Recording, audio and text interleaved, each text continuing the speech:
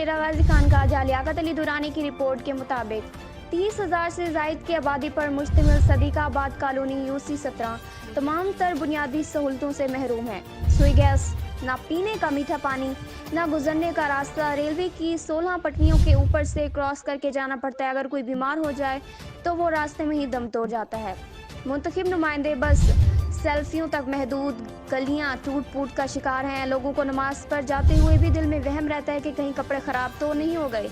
Election के करीब आते ही तमाम पार्टियां सामने आ जाती हैं। पीटीआई हो, नून लीग हो या पीपल पार्टी, जो भी हो, बड़े बड़े दावे करते हैं, एक दूसरे को झूठा साबित करते हैं। मगर अफसोस कि इन सब पार्टियों की झूठी बातें और झूठे दावे होते हैं। सदीकाबाद कॉलोनी का एक मसला भी आज तक हल ना हो सका।